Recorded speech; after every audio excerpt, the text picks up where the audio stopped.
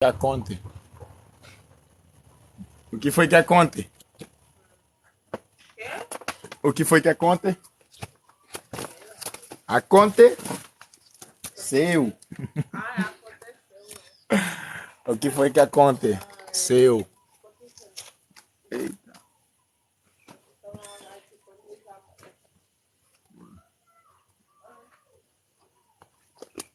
Eu estou confortável.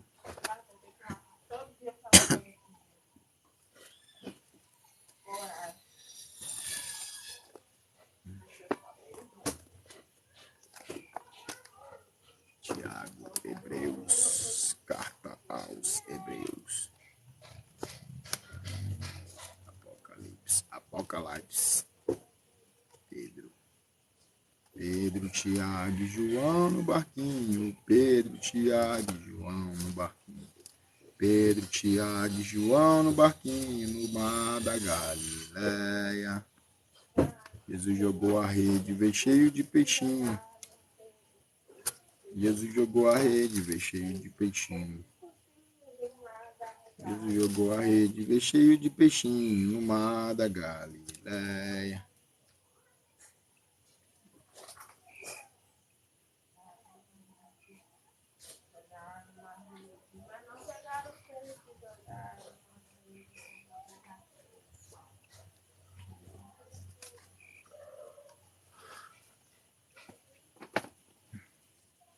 Bom dia, bom dia, bom dia, Cida. Bom dia, Adriene Caetano. Amém, irmão. Deus abençoe sua vida também. O Edson Navelino. Bom dia, Luiz Felipe. Olha só, pessoal, vocês percebem como é que é as coisas, né? A gente abriu uma live hoje, foi começar uma batalha, a galera criticando, e nós acabamos topando uma mulher que precisava ouvir a palavra.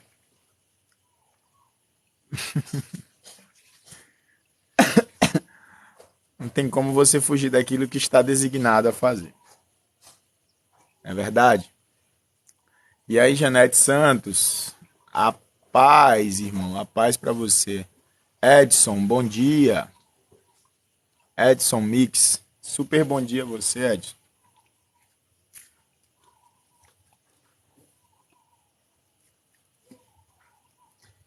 Janete Santos, obrigado, bom dia.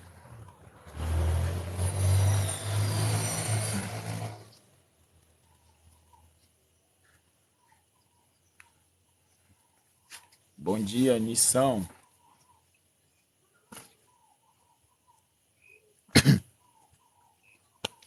Eu vou continuar lendo agora capítulo 5 de Hebreus. Ontem a gente parou no capítulo 4. E hoje nós vamos ler capítulo 5. Você tá sumido? Eu não, brother. Eu tô sempre por aqui. Você que não aparece. Eu sempre tô aqui. Eu acho que eu vou começar a escrever na biografia de novo. Live das 8 horas até tal. Que assim, se o TikTok não mostrar, a pessoa já sabe.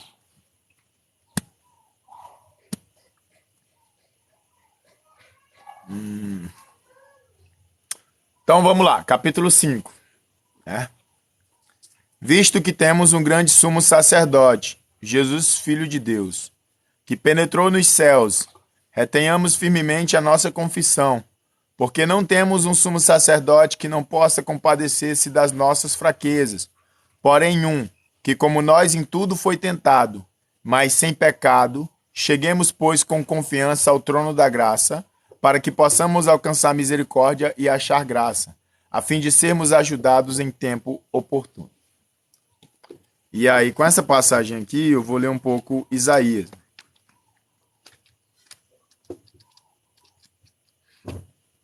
Isaías 53.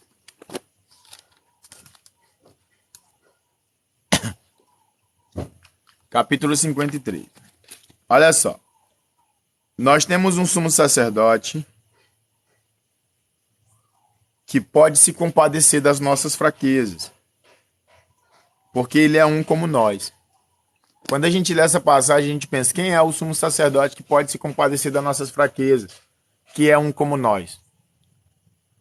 Quem que se tornou humano e passou pelas mesmas situações de dificuldade? Quem que como humano sofreu perseguições? Quem que como humano sofreu provações e tentações? Que Jesus foi provado, Jesus foi tentado. Jesus foi levado para um deserto e depois de 40 dias com fome, Satanás lhe oferece uma proposta de pão. Entendeu? Jesus foi perseguido. Jesus foi humano. Jesus chorou. Então, assim, não tem outra pessoa que fez isso. Que veio do céu e passou por todas essas experiências. O arcanjo Miguel não veio e fez essas coisas. Apesar de que algumas pessoas acham que os dois são o mesmo. A gente não viu outro nome se apresentar e fazer tudo isso. Ninguém nunca desceu do céu para ser um ser humano, a não ser Jesus. Então, quando o apóstolo Paulo fala desse sumo sacerdote, que é Jesus, Paulo está falando que Jesus era igual a nós. Entendeu? Então, se nós passamos por situações de adversidade, Jesus também passou. Se nós passamos por dificuldade e por fome, Jesus também passou. Se nós passamos por aquele tipo de pensamento de abandono, Jesus também sentiu esse tipo de coisa. Se às vezes nós não se sentimos capazes, Jesus também passou por isso. Só que Paulo deixa bem claro que Jesus não pecou. De maneira alguma, Jesus pecou. Mas ele passou por tudo que nós passamos. Então, quem melhor para julgar ou para defender, se não aquela pessoa que é igual a você? Imagina só uma pessoa rica querer julgar a vida de um pobre. Tem condição? Não tem. Entendeu? Imagina só uma pessoa que tem os dois olhos querer dizer como um cego tem que viver. Não tem como você passar para uma pessoa experiência sendo você diferente dessa pessoa.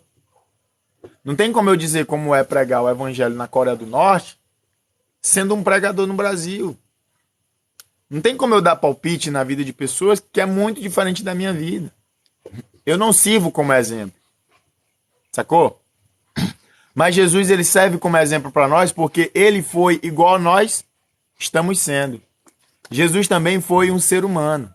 Então não tem como alguém dizer assim, mas Jesus não passou por nada do que eu passei. Jesus passou por algo pior. Mas Jesus era filho de Deus, mas Jesus também era ser humano. As pessoas acham que em todo momento da vida de Jesus, Jesus era filho de Deus. Jesus, ele era todo poderoso para enfrentar aquelas situações. Jesus veio como carne, pessoal. Então ele sofreu na carne tudo o que nós sofremos. Ele pereceu o que nós perecemos. Ele sentiu as nossas angústias. Entendeu? As mesmas coisas que nós passamos diariamente, Jesus também passou. Se nós sentimos tentações, Jesus também foi tentado. A diferença é que muitos de nós cedem, Jesus não cedeu. Isso não quer dizer que Jesus tenha sido tentado menos ou que tenha sofrido menos que nós. Pelo contrário, ele sofreu muito mais, né? Ele veio para dar o exemplo de que o sofrimento faz parte da vida do homem. E ele, como homem, ensinou que o homem também consegue resistir. Então esse discurso de eu sou fraco, eu não consigo, é um discurso de comodidade. É um discurso de acomodação. Eu sou fraco, eu não consigo, eu não sou Jesus. Tá entendendo? Claro que nós não somos Jesus, mas ele veio para dar o exemplo, pessoal. A gente não precisa ser igualzinho. Mas a gente pode tomar o exemplo e se esforçar para ser parecido. Tá entendendo? E a prova maior de tudo isso que o apóstolo Paulo está falando, quer dizer, eu creio que o apóstolo Paulo está falando em Hebreus, mas enfim, que a carta de Hebreus está falando, isso tudo bate com o capítulo 53 de Isaías. Obrigado, Jaque Gomes. Quem deu crédito à nossa pregação?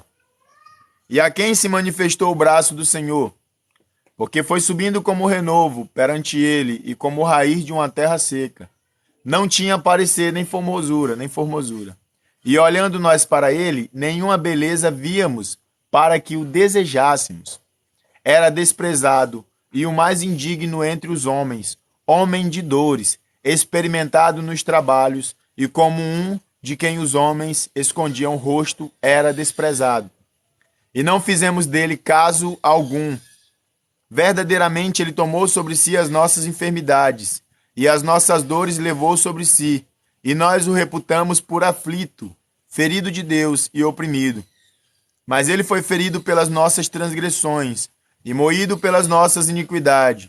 O castigo que nos traz a paz estava sobre ele, e pelas suas pisaduras fomos sarados. Todos nós andávamos desgarrados como ovelhas, cada um se desviava pelo seu caminho. Mas o Senhor fez cair sobre ele a iniquidade de nós todos. Ele foi oprimido, mas não abriu a boca. Como um cordeiro, foi levado ao matadouro. E como ovelha muda perante os tosqueadores, ele não abriu a boca. Da opressão e do juízo foi tirado. E quem contará o tempo da sua vida? Porque foi cortado da terra dos viventes. E pela transgressão do meu povo foi ele atingido. E puseram a sepultura com os ímpios e com o rico na sua morte. Porquanto nunca fez injustiça, nem houve engano na sua boca. Todavia ao Senhor agradou moê-lo, fazendo-o enfermar. Quando a sua alma se puser por expiação do pecado, verá a sua posteridade, prolongará os dias, e o bom prazer do Senhor prosperará na sua mão. O trabalho da sua alma ele verá e ficará satisfeito. Com o seu conhecimento, o meu servo, o justo, justificará a muitos, porque as iniquidades deles levará sobre si. Pelo que lhe darei a parte de muitos, e com os poderosos repartirá ele o despojo. Porquanto derramou a sua alma na morte, e foi contado com os transgressores. Mas ele levou sobre si o pecado de muitos, e pelos transgressores intercedeu. Isso aqui é o capítulo 53 do livro de Isaías. E uma das coisas mais interessantes aqui é que Jesus era um homem comum. Não tinha nada nele que nos chamasse a atenção. Esse discurso de, mas ele era filho de Deus. Isso é um discurso para nos convencer a não resistir aos nossos maus. Muitas das vezes a gente vê Jesus com os joelhos dobrados, falando assim, Pai, se possível, passa de mim esse cálice. Mas aí Jesus voltava atrás e falava assim, não, seja feita a tua vontade. Entendeu? Então Jesus também tinha desejo. Jesus também sofria. Jesus também foi pisado. Jesus também foi um ser humano. E ele não tinha feição, não tinha aparência que fazia nós ser direcionado a ele. Não tinha nada que destacasse ele. Ele foi provado no trabalho, porque ele era filho de carpinteiro. E ele também foi carpinteiro. E ele sofreu pela humanidade. Para que muitos pudessem ser justificados. Quem são esses muitos? Aqueles que dão crédito à pregação, aqueles que dão crédito à palavra de Deus. Então esse discurso de, mas Jesus era filho de Deus, Jesus era poderoso, Jesus é isso, Jesus era aquilo. Pessoal, por muitas vezes Jesus era só Jesus, só um ser humano, entendeu? Vulnerável.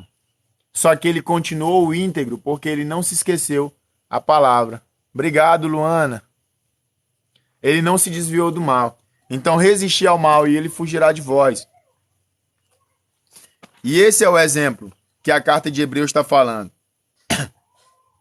Está falando que Jesus ele é o melhor juiz, por quê? Porque ele passou pelo que nós passa todo dia. Jesus passou fome e mesmo assim não se corrompeu. Porque Satanás falou, se tu é o filho de Deus, transforma esta pedra em pão. Jesus não transformou a pedra em pão, porque ele era filho de Deus. Entendeu? Ele não precisou obedecer o diabo. E tem muita gente que está passando por fome e acaba cedendo às provações e às provocações do inimigo. Está passando fome, se prostitui. Está passando fome, rouba. Está passando por necessidade, faz o que não presta. Entendeu? Porque aquela proposta de transformar a pedra em pão não era uma proposta que veio de Deus, ela veio do diabo. E nada que vem do diabo é bom. Porque se Jesus transformasse a pedra em pão, Jesus estaria indo contra Deus. Porque a pergunta foi, se tu é o filho de Deus, Jesus era o filho de Deus. Entendeu? Jesus passou por toda a situação de dificuldade. Jesus viu como que era a vida das pessoas. E Jesus também percebeu o sofrimento que a morte causava em todos os seres humanos. Jesus também ficou agoniado na morte. Quando Lázaro morre, Jesus chora também. Então, todas as situações que Jesus vive como uma pessoa comum. Só que ele não foi uma pessoa comum, por quê? Porque ele fez sempre a vontade do Pai. Ele resistiu. Ele resistiu para nos ensinar a ser imitador dele. Entendeu? Sedes imitadores meu, como eu sou imitador do Pai. E aí mais tarde Paulo vem e fala, sede meus imitadores como eu sou imitador de Cristo. E o imitador, ele nunca se torna idêntico à pessoa que ele quer imitar. A gente observa isso pelos próprios sósias, né? Um sósia do Neymar, ele parece o Neymar, mas alguma coisa dele não é igual ao Neymar. Mas ele parece o Neymar. O sósia do Will Smith parece o Will Smith, mas alguma coisa não é o Smith. Ah, eu não consigo ser igual a Cristo. Você não precisa ser idêntico a Cristo. Você não precisa ser perfeito igual Cristo foi perfeito. Mas você tem que ser imitador dele. Se você quer imitar alguém, imite Cristo. Tá entendendo? E se Jesus Cristo, ele ocupa o papel de advogado, é porque ele sabe que nós somos vulneráveis. Para que o julgamento seja justo, o próprio Cristo é quem vai nos julgar, porque ele também sabe que existe dificuldades.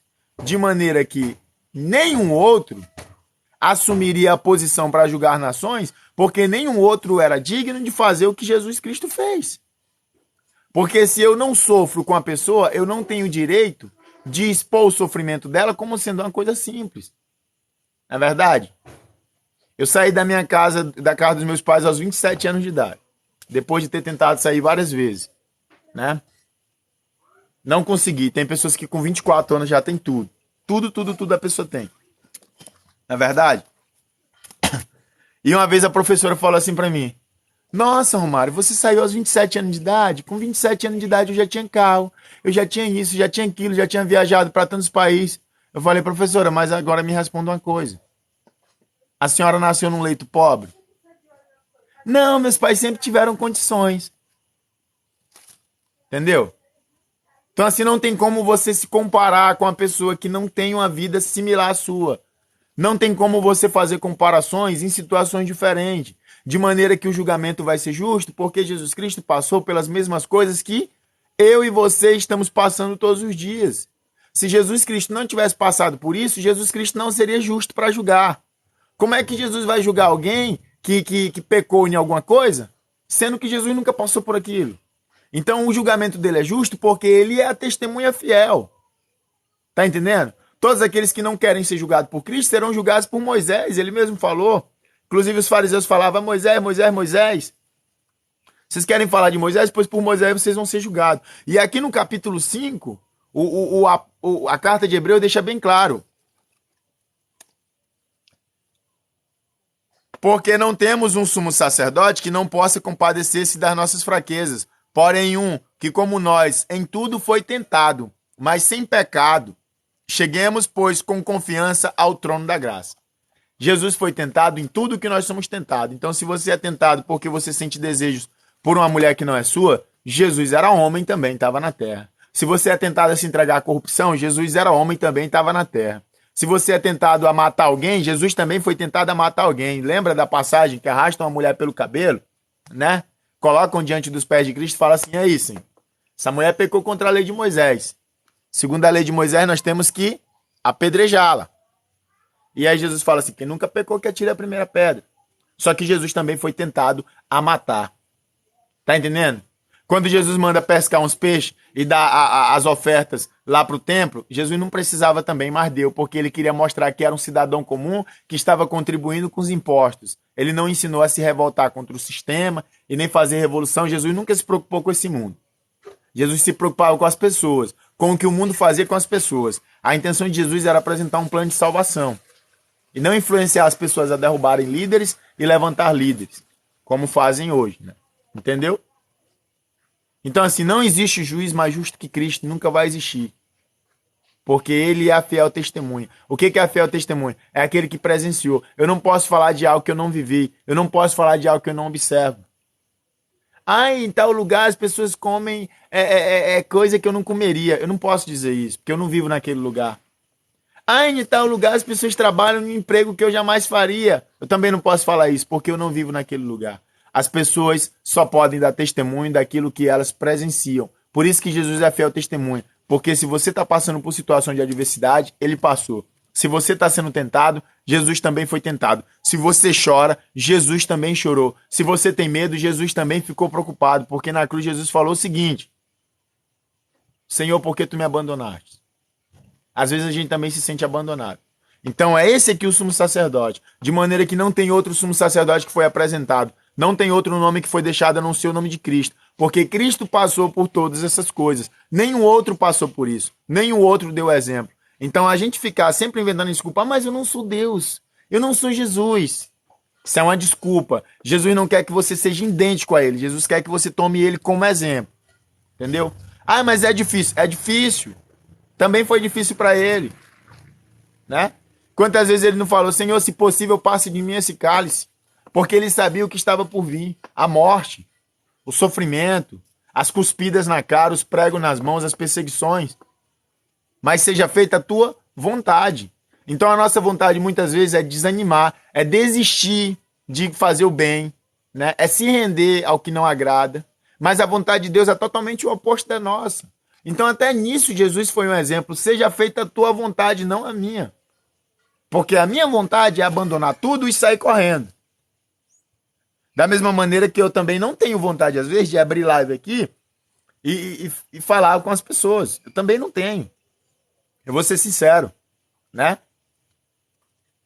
A gente passa por situações na vida da gente que vão nos enfraquecendo. E também tem muita gente que chega, ataca, e fica aquele bafafá, e chama de falso profeta, e fala aquilo, entendeu? Então também não tenho vontade. Não é todo dia que eu tenho vontade de abrir uma live aqui e conversar com vocês sobre a Bíblia. E às vezes eu acordo muito cedo porque alguma coisa me tira o sono, e eu também não tenho... Ô, Ademir, obrigado. E eu também não tenho vontade de abrir uma live aqui cansado. Entendeu? Então tem muitas coisas na vida da gente que a gente faz contra a nossa própria vontade. Porque a nossa vontade é pular fora. Mas a vontade de Deus é: faça. Se é bom, se está ajudando, faça. Porque tem pessoas que precisam ouvir. Então seja feita a tua vontade. Não existe outro sumo sacerdote apresentado a nós. Nem Moisés, nem Elias, nem João Batista, nem o profeta Isaías. Nenhum nome é mais importante do que o nome de Cristo. E o julgamento vai ser justo e verdadeiro, porque Jesus andou na terra como homem e sofreu as mesmas coisas que você sofreu. E não foi pouco não. Jesus viveu 33 anos de idade. Bom? 33 anos de idade é tempo suficiente para as pessoas verem as mazelas do mundo. Quando Jesus chora, Jesus não chora só porque Lázaro morreu. Jesus chora porque ele vê o que a morte faz com as pessoas.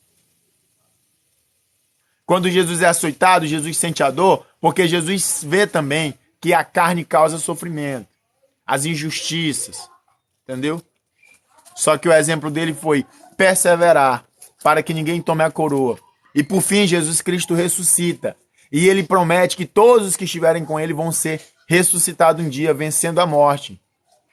Só que isso foi ganho por ele, não foi por nada não, foi por merecimento, porque ele mereceu, porque nenhum outro tomou esse cálice, o cálice de morte que Jesus tomou. Nenhum outro nome foi apresentado, ninguém desceu até a terra para fazer o que ele fez, ninguém apresentou o que ele apresentou e ninguém sofreu o que ele sofreu. Uma coisa é o professor abrir a sala de aula e pregar sobre sofrimento, outra coisa é você sofrer na carne e dar exemplo para uma pessoa, né?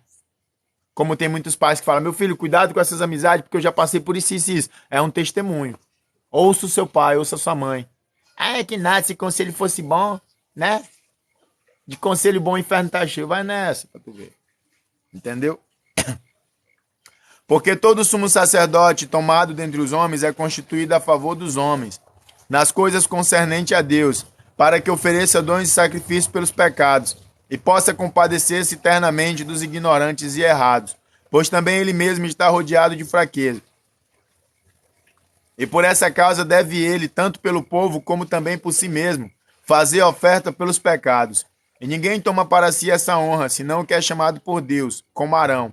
Assim também Cristo não se glorificou a si mesmo, para se fazer sumo sacerdote, mas glorificou aquele que lhe disse: Tu és o meu filho, hoje te gerei. Como também diz no outro lugar, tu és sacerdote eternamente, segundo a ordem de Melquisedeque. Obrigado pela palavra hoje, por me enxergar como ser humano, não objeto. Deus abençoe sempre. De nada, Luana. Então a primeira coisa que a gente observa aqui é o seguinte: o sumo sacerdote fazia oferenda por ele e pelo povo. Jesus Cristo fez oferenda pelo povo. Jesus não precisava fazer oferenda por ele. Porque o sumo sacerdote tinha que se purificar antes de purificar a população. Só que Jesus não tinha pecado. Entendeu? O próprio corpo de Jesus era santo E o sangue dele serviu para purificar as pessoas porque não tinha mácula. De maneira alguma, qualquer outro sumo sacerdote poderia ter derramado sangue pela humanidade, porque todo sumo sacerdote foi falho, tirando Jesus Cristo, que foi perfeito. De maneira que o próprio Cristo não precisava se sacrificar por si mesmo, porque o testemunho dele era verdadeiro em tudo, mas ele se sacrificou pela humanidade como um sangue puro de purificação. Porque até Arão, que foi o sumo sacerdote que entrava no lugar santo dos santos, morreu e não pisou na terra prometida, porque fez algo que não agradou a Deus. E aqui ele fala que Jesus não foi constituído pelos homens, segundo a ordem dos homens, porque Arão foi levantado por Moisés, por Deus, claro, só que durante o período em que Moisés estava dominando. E as pessoas admiravam Arão. Mas Melquisedeque aparece na Bíblia e ninguém sabe quem é Melquisedeque, nem de onde vem, nem para onde ia. O que as pessoas sabem é que o próprio Abraão, depois de ter vencido os 5 reis para salvar o seu sobrinho Ló, se encontrou com Melquisedeque e lhe levou pão e água. E Jesus, ele era a ordem de Melquisedeque, constituído diretamente por Deus. Porque se Melquisedeque era sumo sacerdote e Abraão deu o dízimo para ele, logo, pois, o próprio Abraão reconhecia ele como sumo sacerdote. Mas a Bíblia não fala quem levantou Melquisedeque. O próprio Deus diretamente levanta Melquisedeque de sumo sacerdote. Inclusive, tem historiadores que falam que Melquisedeque poderia ser Sem, o filho de Noé, que é aquele que cobre os olhos, anda de costa e cobra a nudez de seu pai. Que ele aprende os ensinamentos de Sete, que foi tomado por terceiro filho no lugar de Abel, que era a geração de adoradores. Começou a se levantar Melquisedeque. Melquisedeque não era um homem. Segundo a arqueologia cristã, Melquisedeque era um título. Entendeu? Um título. Eu não me lembro mais o significado da palavra Melquisedeque, mas vocês podem fazer uma pesquisa. E o próprio Abraão reconhece Melquisedeque como sumo sacerdote. Um homem que a gente não vê aparecendo na Bíblia. Nunca. A gente não vê Melquisedeque aparecer na Bíblia, a não ser nesse momento. Então, assim, Melquisedeque é respeitado por Abraão porque o próprio Deus impôs aceitação a Melquisedeque. O próprio Deus levanta ele como sumo sacerdote. E dessa maneira o próprio Cristo chega, segundo a ordem de Melquisedeque também, né? Dominando como sumo sacerdote. Agindo como sumo sacerdote.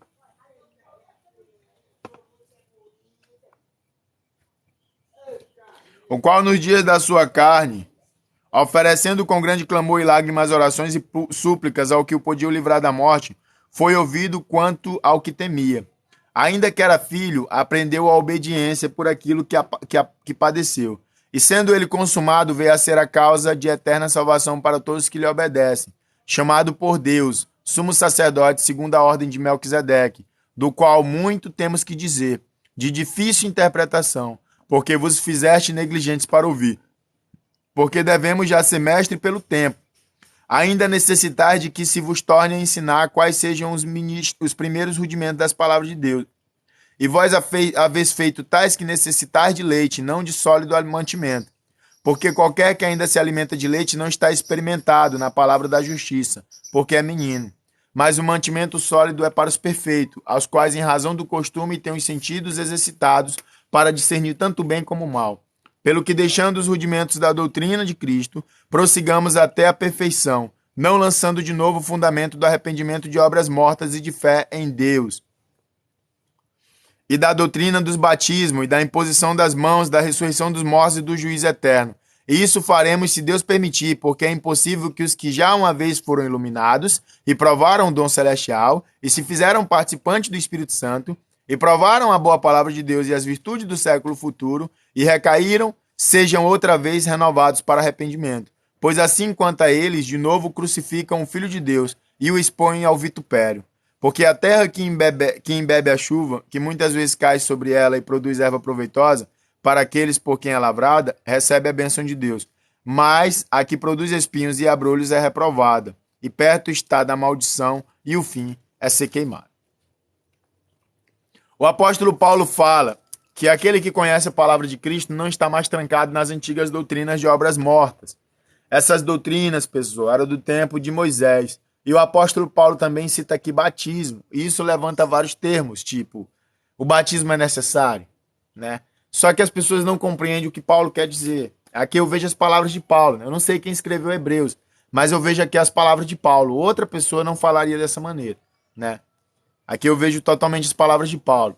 E aqui o que eu vejo é o seguinte, o que eu leio é o seguinte. Não é que Paulo esteja pregando contra o batismo. Paulo nunca pregou contra essas coisas. Paulo pregou contra a necessidade de pregar sobre essas coisas, entendeu? Então, assim, não é que Paulo pregava contra, mas a necessidade de fazer isso um tema muito importante incomodava Paulo. Tá entendendo? Não é que Paulo também não queria que você fosse circuncidado. Se você quiser ser circuncidado, se circuncide. Paulo só estava querendo dizer que não tinha tanta importância assim. E hoje em dia nós levantamos qualquer desculpa para condenar o nosso próximo. Ah, você é batizado nas águas? Não sou. Ah, você vai para o inferno. Ah, você é batizado com o Espírito Santo? Não sou. Ah, você vai para o inferno porque é necessário ser batizado com o Espírito Santo, falar em línguas, tirar salto mortal para trás e tudo mais. Entendeu? E o apóstolo Paulo, ele não gostava desse tipo de coisa. Era muito chato para Paulo ficar debatendo acerca dessas coisas. E esses discursos, eles são levantados todos os dias. Passa tempo e vem tempo e novos discursos são criados, mas antigos discursos são repetidos. Até hoje as pessoas ficam brigando acerca de trindade, ficam brigando acerca de obedecer ou não o sábado, ficam brigando acerca de qualquer coisa. Por quê? Porque as pessoas não querem pregar tanto sobre Cristo. Elas querem polemizar. E é justamente isso que Paulo quer dizer aqui, essa carta, né? A doutrina do batismo, a doutrina disso e daquilo. Paulo não fala que a pessoa não tem que ser batizada. O próprio Cristo foi batizado. Quer batizar, se batize. Mas não fique com esse discurso de que é tão importante assim. O mais importante é a salvação e a salvação em Cristo. Nem todo mundo tem a oportunidade de ser batizado. Tem pessoas que morrem antes de receber o batismo. E o discurso das pessoas é que o batismo é para salvação. O batismo não é para salvação. O batismo é para o arrependimento. A salvação é o arrependimento. E o arrependimento vem pelo crer em Cristo e fazer a sua vontade. O batismo é uma opção. Jesus se batizou com 30 anos de idade, começou o seu ministério. Tem pessoas que têm 15 anos e são obrigadas a se batizar, sem ter intenção nenhuma por causa dessa pregação ameaçadora sobre o inferno. Quando a gente observa na Bíblia, tem um homem do lado de Cristo cheio de pecado, né, que nunca se batizou e vai para o paraíso. Tá entendendo? Quando a gente observa em Mateus, o juízo final de Mateus, vinde a mim todos que fizeram bem, que praticaram amor ao próximo. E Deus não fala sobre sábado nem sobre batismo. Então, assim, Paulo não está pregando contra batismo, como Paulo também não ficava pregando contra a circuncisão. Eu particularmente falo, quem quer se circuncidar, circuncide. Mas não porque a circuncisão vai fazer você ser importante diante de Deus. Agora, se for por uma questão de higiene ou saúde, se circuncide, porque hoje em dia a cirurgia de fimose serve para isso. Mas de maneira alguma eu vou dizer também que o rapaz que tinha 18 anos e morreu, só porque não foi batizado, vai para o inferno.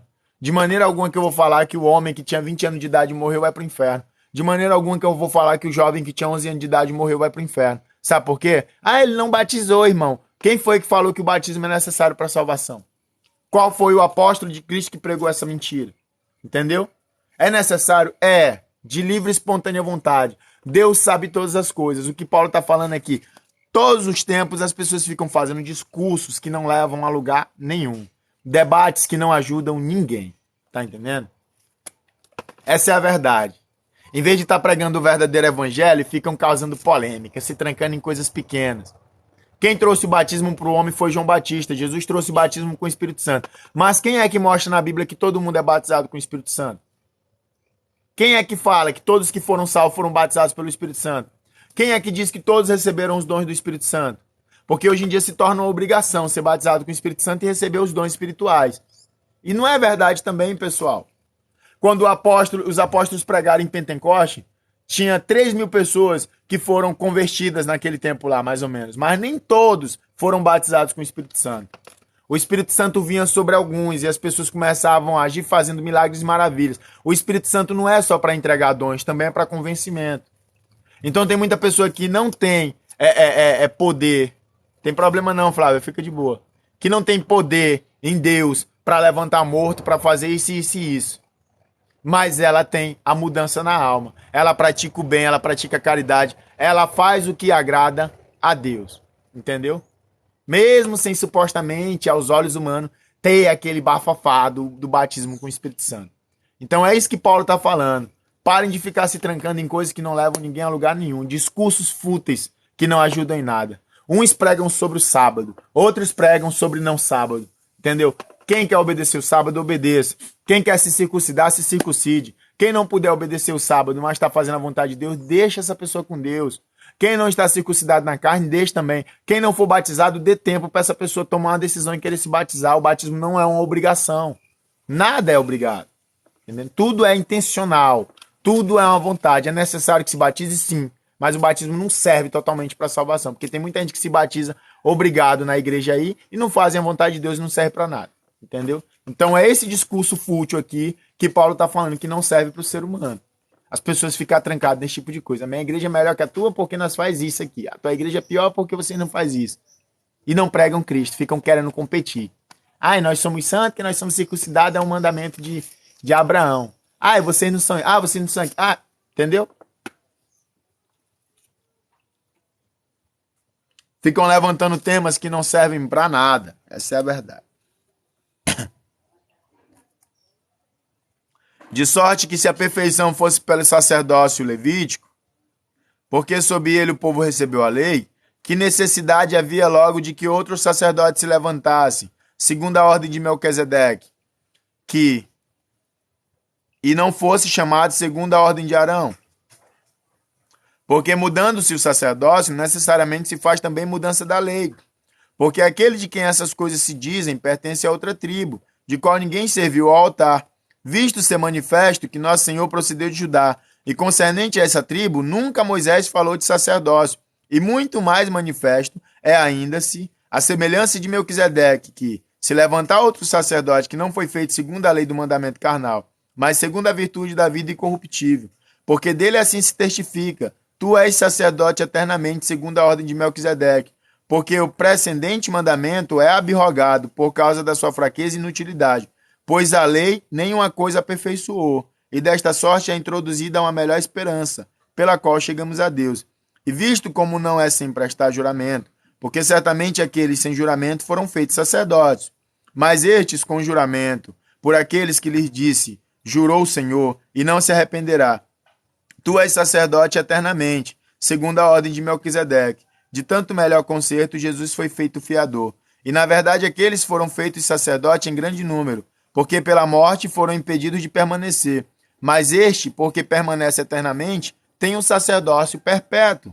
Portanto, pode também salvar perfeitamente os que por ele se chegam a Deus, vivendo sempre para interceder por eles, porque nos convinha tal sumo sacerdote, santo, inocente, imaculado, separado dos pecadores e feito mais sublime do que os céus, que não necessitasse, como os sumos sacerdotes, de oferecer cada dia sacrifícios, primeiramente por seus próprios pecados e depois pelos do povo, porque isso fez ele uma vez, oferecendo-se a si mesmo, porque a lei constitui sumos sacerdotes e os a homens fracos, mas a palavra do juramento que veio depois da lei constituiu ao Filho perfeito para sempre. Uma coisa muito interessante do que é falado aqui é que Jesus ele foi levantado segundo a ordem de Melquisedeque. E Jesus é mais importante do que Arão. Ah, mas Arão foi levantado pela lei. Mas quem falou que a lei foi perfeita, pessoal? Então, para que serviu a lei? Cara, eu sempre me fiz essa pergunta. Para que a lei servia? Se a lei não conseguiu salvar o homem. Existiu duas fases na vida do ser humano. A primeira fase foi a fase de criar consciência. A segunda fase foi a fase de exercer consciência. A lei não veio para salvar o homem. A lei veio para condenar o homem. Tá entendendo? Porque antes da lei, o homem fazia tudo o que lhe agradava. E nunca foi bom para Deus que o homem fizesse tudo o que lhe agradasse. Porque o próprio Deus fala, no princípio, que o homem é mau e tenta fazer o mal todos os dias. Então, assim, quando Jesus Cristo vem, dá um exemplo de santidade da maneira como Deus quer que a pessoa seja. E não da maneira como a pessoa se comporta, porque o mundo jaz no maligno. Então, se o homem é mau, o homem não é mau porque nasce, segundo Jó fala. Porque Jó fala assim, eu sou mau desde o meu nascimento, e em pecado me concebeu minha mãe. Isso também não é verdade. O homem não nasce mal. Tá entendendo? O homem nunca nasceu mal. O mundo transforma o homem em algo mal. Não existe essa de pau que nasce torto nunca se endireita. Mas as pessoas se transformam cada dia, criam personalidades, né? Seja em vício de conteúdo adulto, fazendo algumas pessoas querer ter um sentimento de querer fazer mal às mulheres, por causa desse tipo de vício. seja essa pregação de ostentação de rapper, de trapper e tudo mais, de que o negócio é luxo mesmo, é ostentar, é meter o bicho, seja em qualquer área, o mundo transforma as pessoas no que as pessoas acabam se tornando. Claro que tem casos e casos em que surgem psicopatas que, independente da criação, se tornam monstros, né? Mas isso aí é uma coisa assim, que foge um pouco. Entendeu? Então, quando a lei aparece e ela é entregue a Moisés, Deus está falando o seguinte: o homem é mau, Moisés. E o homem tem que ser controlado. A lei não veio para apresentar para o homem salvação. A lei veio para apresentar para o homem condenação. Deus aparece e fala assim: vocês não podem fazer tudo o que vocês querem e não ter consequência. Tá entendendo?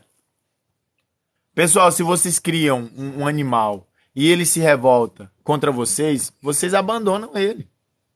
Tá entendendo? Quem é que vai querer criar um cachorro pitbull, por exemplo, e o cachorro pitbull mordeu o braço do próprio dono? Quem é que vai querer criar um filho e depois o filho tá chamando o amigo de bonzão e tratando mal o próprio pai? Isso dá desgosto, isso causa revolta. Tá entendendo? Então é necessário ter regras, é necessário expor alguns fatos. Tem um controle. Na casa do pai também tem regras. Olha, o meu pai mesmo falou: não quero que você chegue com nada da rua. Mesmo que você encontre. Tava na rua, deixa lá.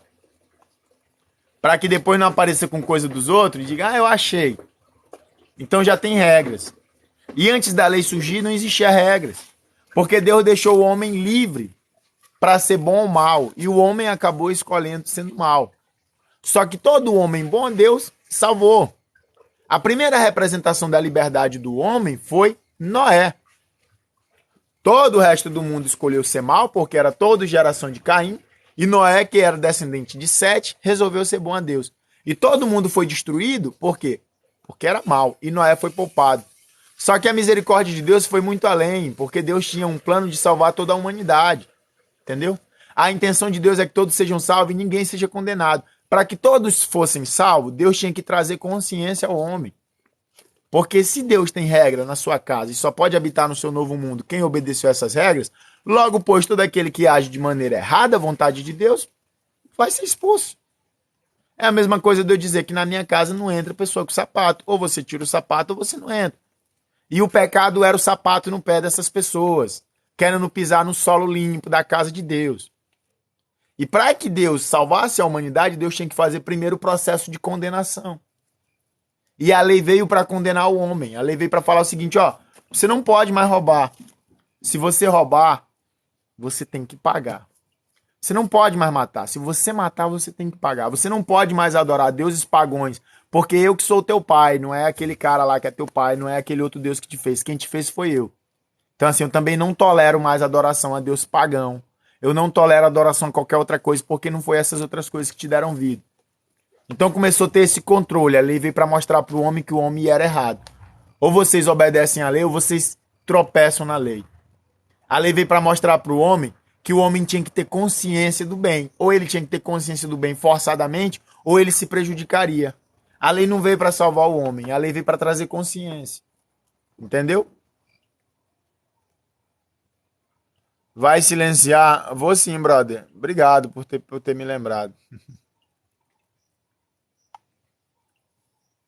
E quando Jesus Cristo nasce para mostrar para o homem, claro, nasce na terra, Jesus já existia. Que agora é a graça. Jesus quer falar assim: vocês passaram pelo processo da lei, falharam miseravelmente, mas aprenderam a ter consciência. E a partir de agora vocês não precisam mais amar seus irmãos porque a lei manda. Vocês têm que amar porque é certo. A partir de agora vocês não têm mais que amar a Deus porque a lei manda. Vocês têm que amar porque é certo. A partir de agora vocês têm que fazer as coisas não porque a lei manda, mas porque é certo. Tá entendendo? E eu sou mais importante do que Arão. Porque se Arão apresentou para vocês esse tipo de coisa aí e Moisés, eu apresento para vocês algo novo. E eu não sou segundo a ordem de Arão, não. Mas Arão é da ordem do sacerdócio. Mas Melquisedeque já existia antes de Arão nascer. E aí? Quem foi que levantou Melquisedeque sacerdócio? Foi Deus. Quem me levantou como Deus? Como sumo sacerdote? Deus. Entendeu? Então esse é Jesus Cristo. Esse é o Jesus que é apresentado. O sacerdote tinha que fazer a oferta pelo seu próprio pecado e depois pelo pecado do povo. Jesus não tinha pecado, ia ofertar por quê? O próprio Cristo oferece o seu corpo pela humanidade. Ele se sacrifica como um sacrifício único. Porque não pode mais sacrificar animais. Ainda mais no século que a gente vive hoje. No ano de 2022, se você sair por aí sacrificando animais, você vai preso. Tá entendendo? É errado, não é certo. E o único sacrifício de sangue que nos leva a Deus agora é o de Cristo, que é derramado por nós constantemente, para a salvação de muitos, né? Não de todos, claro.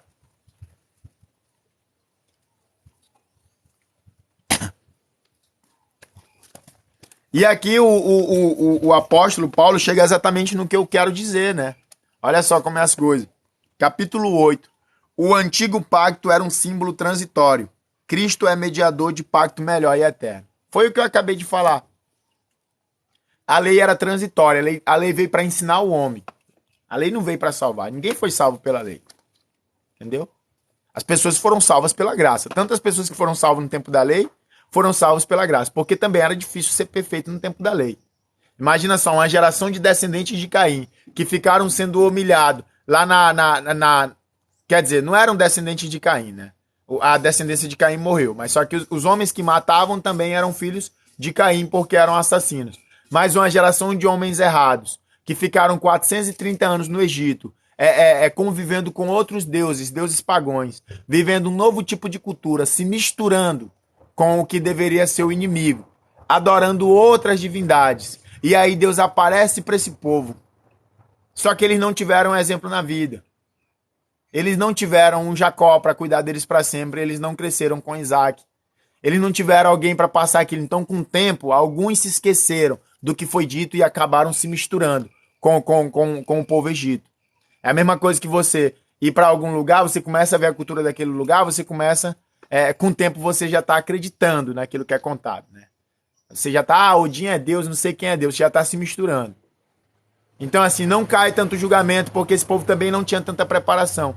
Todos aqueles que se arrependeram no tempo da lei foram salvos pela graça. O próprio Arão foi salvo, Moisés foi salvo, todos que saíram com Josué também tiveram a oportunidade de se salvar, e muitos dos que morreram no deserto também foram salvos pela graça, mas não pela lei, porque pela lei ninguém foi salvo. O próprio Josué e Caleb foi salvo pela graça, porque a graça foi apresentada a eles. A própria prostituta Raabe foi salva pela graça, porque ela deu crédito ao povo e praticou bem a caridade. A própria Ruth também, mais tarde, ela também é salva pela graça, porque ela deu crédito ao testemunho de Noemi, que depois se torna Mara, se arrepende, se converte, e da geração dela nasce o pai de Jessé, que seria pai de Davi, que seria pai de Salomão, que seria pai papapá, até nascer Jesus. Tá entendendo? Então, assim, pela lei não. Porque a lei só veio para mostrar pro homem que é errado. É a mesma coisa da sua mãe falar assim, olha, essa bebida aí que eu botei em cima da mesa aí é para matar umas formigas, tem veneno. Entendeu? Era isso que a lei falava, ó. Tu pode fazer, tu sempre fez isso. Ah, mas eu sempre fiz isso. Sempre fez, mas agora é errado.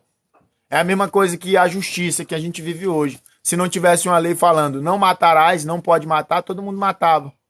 Porque tendo lei as pessoas já fazem, imagina se não tivesse. Então é para isso que a lei serve, para controlar o homem, para falar que tudo tem consequência. Entendeu? E a lei apareceu exatamente para colocar consequência na cabeça daquelas pessoas que agiam sem consequência. Se o homem desejasse o que era do outro homem, o homem simplesmente tomava. E aí vem o capítulo 20 do livro de Êxodo e fala, não roubarás, né?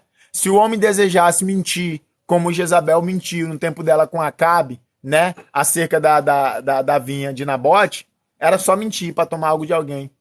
E aí vem a lei e fala assim, ó, não falarás falso testemunho, entendeu? Então tudo que o homem desejava, o homem fazia. Se desejasse dormir com a mulher do seu pai, fazia isso também. E a lei começou a dizer que era errado. Então se não existisse lei, as pessoas poderiam fazer isso e ser justificadas. Isso não é agradável, porque Deus não se agrada das injustiças. Foi por isso que Deus destruiu o mundo, porque não tinha nada que controlasse o homem. E o homem começou a fazer maldade. Deus não queria que a maldade humana chegasse na casa daquele homem que lhe fazia bem, que era Noé. Da mesma maneira que Deus não queria que a família de Ló sofresse as consequências do pecado de Sodoma e Gomorra. Tudo isso um tempo sem lei. Então, todo tempo sem lei, a maldade humana aumenta. Então, foi para isso que a lei veio. A lei veio para trazer consciência. E aí, quando a graça surge, a graça não vem para trazer consciência. A graça vem para trabalhar em cima da consciência que nós já temos. Porque a lei nos ensina o que é errado. Mas a graça nos faz fazer o bem sem precisar dessa obrigação da lei, do peso. A lei continua sobre nós, mas não vivemos sobre o peso da lei. Entendeu? E a graça é apresentada por um sacerdote mais importante do que Arão. Porque se a lei foi apresentada por Moisés e Arão, a graça é apresentada por Cristo. Porque Moisés e Arão eram servos de Deus e Jesus Cristo é o Filho. E aí? Quem é que tem mais autoridade? Não é verdade? Se você vai lá no mercadinho da esquina que seu pai tem uma conta, você fala assim, meu pai mandou eu pegar aqui um salgado. O cara vai te dar. Agora, se for teu amigo, ele não vai dar. Por quê? Porque não é filho. Não tem autoridade. Entendeu? Então Moisés foi importante e Arão foi importante, mas não mais importante que Cristo. Foram sumo sacerdote e falharam. Arão falhou. Arão morreu e não viu a terra prometida. Jesus não falhou. Entendeu? Então todo servo que foi apresentado sofreu, foi perseguido e muitos falharam. Jesus Cristo veio, sofreu, foi perseguido e morto. De maneira que quem não dá crédito agora na palavra de Cristo vai receber a ira do Pai. Porque enquanto Deus mandava os profetas, tudo bem. Mas agora ele mandou Cristo. Se não valorizar isso, não existe nada mais a se cobrar a não ser condenação. Não vai ser apresentado outro Salvador depois de Cristo. É isso que nós temos que entender. Tá entendendo? Moisés foi um Salvador para aquele povo, mas já anunciava Jesus. Agora não tem mais outra pessoa a ser anunciada. Não tem outro nome depois desse. Depois do nome de Moisés foi apresentado o nome de Cristo. Depois do nome do profeta Elias, né? Foi apresentado o profeta Eliseu. Entendeu? Depois do nome dos reis foi apresentado Samuel. Depois de Samuel foi apresentado Davi para salvar os povos. Mas o último a ser apresentado para salvar a humanidade foi Cristo. E depois de Cristo não tem mais ninguém. É por isso que a gente tem que dar crédito a essa pregação. É por isso que a gente tem que levar em consideração o que é dito no livro de Isaías, capítulo 53. Quem deu crédito à nossa pregação? E a quem se levantou o braço do Senhor? Se a gente não der crédito a essa pregação, não tem outra pregação para a gente dar crédito. É isso que a gente tem que ter consciência. Não tem outro nome depois desse. Não tem mais outra esperança. Cristo é a última esperança, definitiva e derradeira. Sacou? Então temos que ter consciência disso.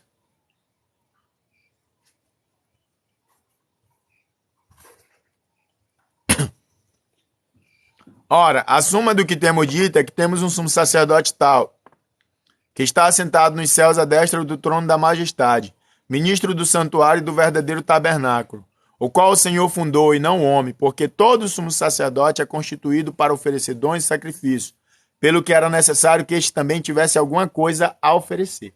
Olha o que o apóstolo Paulo está falando. Todo sumo sacerdote ofereceu dons e sacrifícios. E aí surge Jesus. Ele tinha que oferecer alguma coisa também. Era lei, pessoal. Oferecer algo. Não tinha como você ser sumo sacerdote sem oferecer nada, não. Se Jesus Cristo toma a posição de sumo sacerdote, ele tem que oferecer alguma coisa. Né? Ora, se ele estivesse na terra, nem tão pouco sacerdote seria, havendo ainda sacerdotes que oferecem dons segundo a lei, os quais servem de exemplar e sombra das coisas celestiais, como Moisés divinamente foi avisado, estando já para acabar o tabernáculo, porque foi dito, olha, faz tudo conforme o modelo que no monte se te mostrou. Mas agora alcançou ele ministério tanto mais excelente, quanto é mediador de um melhor concerto, que está confirmado em melhores promessas. Porque se aquele primeiro foi irrepreensível, nunca se teria buscado lugar para o segundo.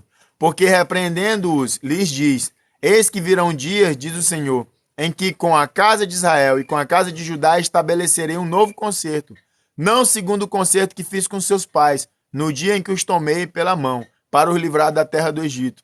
Como não permaneceram naquele meu concerto, eu para eles não atentei, diz o Senhor. Porque este é o concerto, que depois daqueles dias farei com a casa de Israel, diz o Senhor. Porei as minhas leis no seu entendimento e em seu coração as escreverei. E eu lhes serei por Deus, e eles me serão por povo. E não ensinará cada um ao seu próximo, nem cada um ao seu irmão, dizendo, conhece o Senhor, porque todos me conhecerão, desde o menor deles até o maior. Porque serei misericordioso para com as suas iniquidades, e de seus pecados e de suas prevaricações não me lembrarei mais, dizendo, novo concerto, envelheceu o primeiro. Ora, o que foi tornado velho se envelhece e perto está de acabar. Né? O que importa aqui é o que Deus fala, né? Porque serei misericordioso para com as suas iniquidades, e de seus pecados e de suas prevaricações não me lembrarei mais. Deus está falando que não quer se lembrar dos nossos pecados. Só que Deus está falando também que vai estabelecer um novo conserto. E é justamente isso que eu estou falando. Se a lei de Moisés tivesse sido boa, não teria sido dada outra lei. E as pessoas costumam dizer que Deus é mentiroso, que Deus volta atrás, só porque Deus estabelece um novo conserto. Eu não vejo dessa maneira, pessoal. Deus estabelece um conserto com Moisés e mais tarde Deus estabelece um novo conserto por meio de Cristo. Sendo que o próprio Deus já tinha anunciado, né? Sendo que o próprio Cristo também vem e anuncia a parábola da videira, da vinha, cuidada por servos maus. Que Deus manda os profetas e fazem mal para os profetas, que os profetas são os servos. E depois Deus manda o filho e eles fazem mal para o filho. E todo aquele que não atentou para o filho receberá a ira do pai, porque o pai é o dono da vinha. Então a vinha é a terra.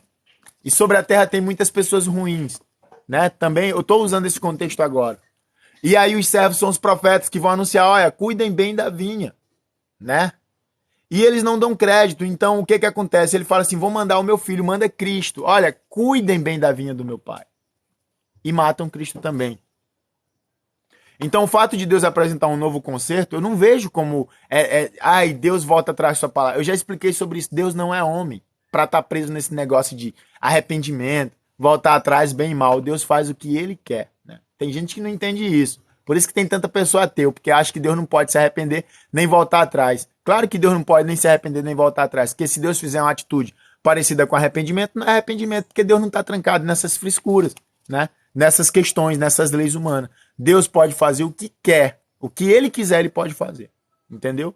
E aí o que que acontece? Se Deus traz um novo conceito, uma nova aliança, é porque a primeira aliança não deu certo. E se a vontade de Deus é que todos sejam salvos e ninguém seja condenado, nós temos que dar glória a Deus por um novo concerto ter sido dado. Porque o primeiro concerto foi falho. No primeiro concerto, nem quem era filho, consideravelmente descendente, genealogicamente, não foi salvo. Porque o próprio povo de Israel não deu crédito ao primeiro concerto. E no segundo concerto, encaixa-se todas as nações para se cumprir o que foi prometido no livro de Gênesis para Abraão. Em ti será bendita todas as nações do mundo. Se você não der crédito a esse novo concerto, não tem outro concerto a ser dado. Entendeu? Então não vai ter um concerto depois desse novo. A nova aliança em Cristo. Não tem, porque Cristo é o Filho. O primeiro concerto foi dado pelos servos e o último concerto, que é o segundo, foi dado por meio do Filho. Se não dermos crédito a esse conselho, não, a esse novo pacto, a essa nova aliança, não tem mais outro pacto depois dessa. Entendeu?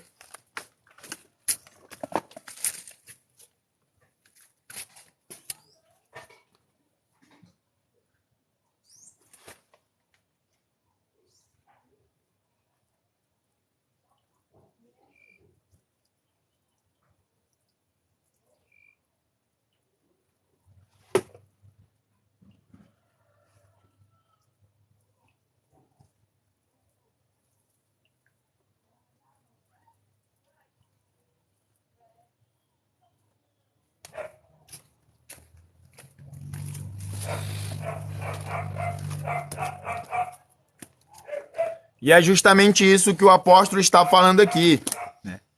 Isso é muito profundo, porque essa é a importância de um novo pacto.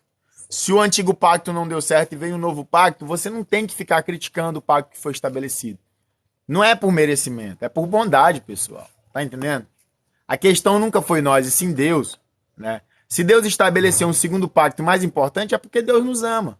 E ele não quer que nós sejamos condenados. Porque se fosse continuar no antigo pacto, todos nós seríamos condenados. Porque o antigo pacto também não abria espaço para nós, os gentios. O antigo pacto ele encaixava apenas os descendentes diretos de Jacó, as 12 tribos de Israel. Por quê? Porque Deus é ruim? Não, porque Abraão foi o único que escutou Deus. Quando Deus apareceu para ele lá naquela terra estranha. Ô Abraão, vem e me siga. Ele prometeu para Abraão. E aí mais tarde Jesus Cristo vem e diz assim, ó, eu vim de Abraão, eu sou descendente de Abraão da tribo de Judá. Mas eu vou dizer para vocês a lógica de Deus que foge da lógica de vocês. Quem é filho não é só quem nasce do sangue, porque tem muitos filhos que nascem do sangue e são deserdados, porque não merecem o amor do seu pai.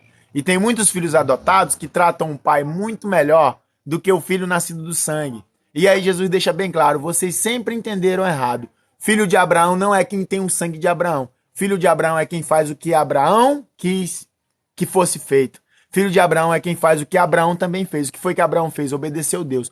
Todo aquele que obedece a Deus é filho de Abraão. É isso que Jesus mostra.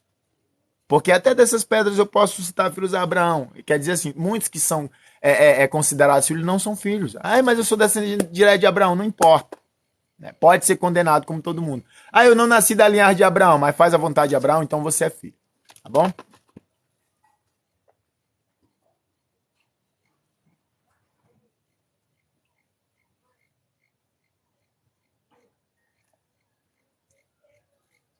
Meu Deus do céu, minha visão tá muito ruim, cara.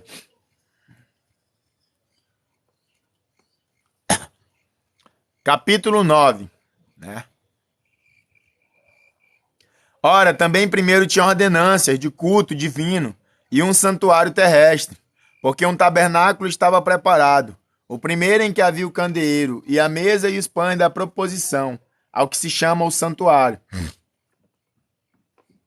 Mas depois do segundo véu estava o tabernáculo que se chama o Santo dos Santos, que tinha um incensário de ouro e a arca do concerto, coberta de ouro toda em redor, em que estava um vaso de ouro que continha o maná e a vara de Arão que tinha florescido.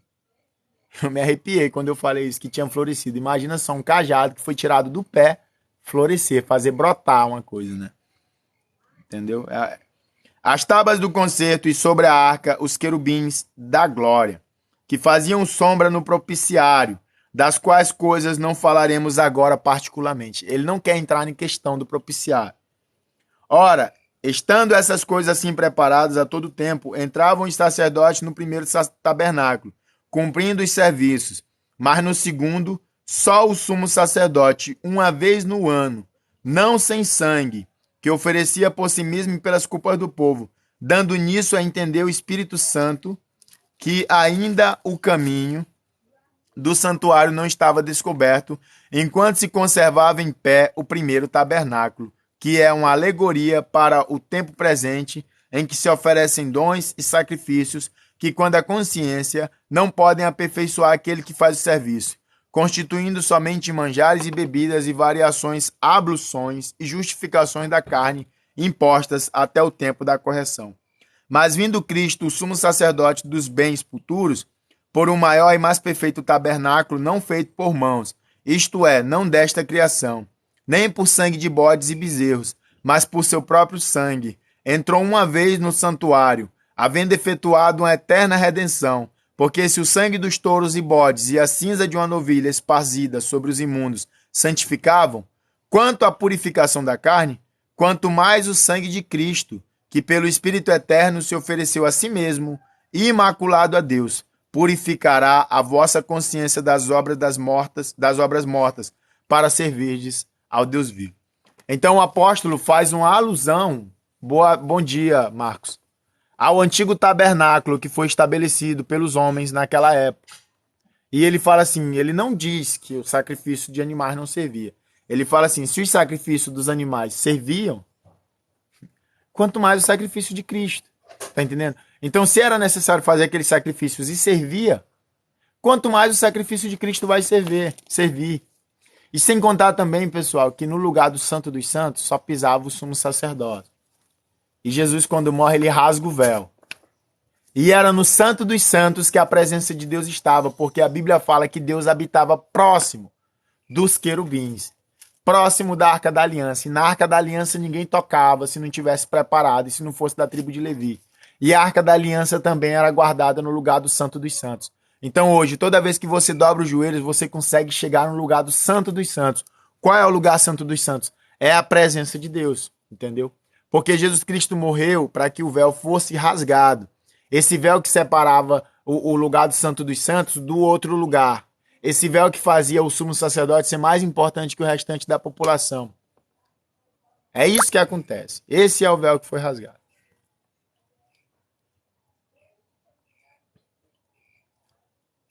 E eu vou desligar a live agora. Eu vou ser bem breve nessa live. Vou tomar um banho. Né? Amanhã eu continuo um pouco sobre o livro de Hebreus. Então guardam isso em consideração, pessoal. Nenhum nome foi apresentado mais importante do que o nome de Cristo. Nenhum outro nome vai ser apresentado que tenha mais importância que o nome de Cristo. Não vai ter um terceiro pacto. Não tem uma terceira aliança. Tá entendendo? Então, assim, dê crédito à pregação de Cristo. Dê atenção ao que foi ensinado.